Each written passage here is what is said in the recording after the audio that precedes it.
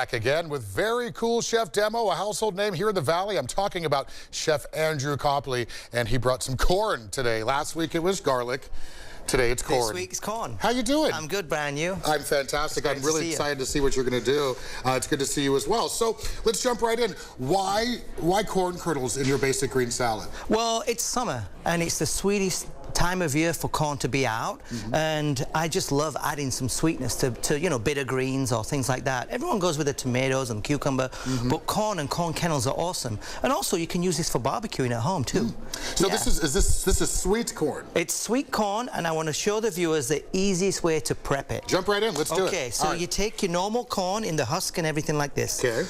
All I do then is I'd submerge it in a little bit of water for maybe about 5 seconds, take it out, brush it with olive oil, and put it in the oven at 350 for about 20 minutes.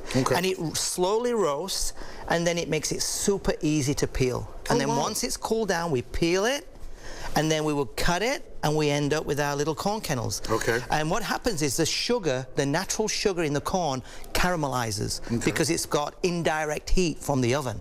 So it's like adding teaspoons of sugar to it, and we're not adding anything. We're taking the natural sweetness. So once I get this, I take my bitter greens, and right now, arugula and peppery watercress is kind of the fashion. But obviously, it's a little bit overpowering. So what I like to do then is just add some of this corn. And I'll leave it in chunks, or I'll break it up into little kernels, and that's how I start my salads off. And then I can add and layer it with anything else I want to add. But what I do want to show the viewers is a second one, is most people when they take a little, I use a little squeeze bottle, we use them in the kitchen all the time. But rather than just pour this on like this, I'm going to flatten the greens. So what I do is I go around it, and that's why I'm using a glass bowl so we can see. Flatten the greens. Go on. So what I do, like I said, I've gone around the bowl, and then I'm going to aerate it. So I'm actually using the lettuce to rub against the actual oil, and this is like a really nice lemon oil. And if I need a little bit more, I can add a little bit more around the side, and that way it creates air into your fluffy greens. And I would do this last minute before I put my my dish on the table for all my friends, and that's how we do a simple, easy way of dressing greens, rather than the traditional way, which is where you just plop it on there. It's interesting though, because you don't use the word healthy, which this is definitely healthy. Super healthy, Super healthy.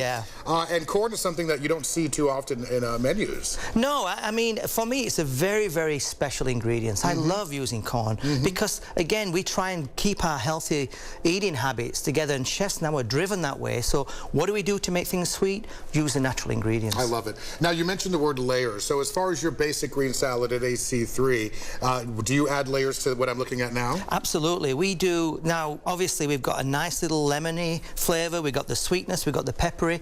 We need some vinegary things or something acidic. So what we do with that one is we do pickled onions. And if you come into AC3 and you see the salad, the onions look red.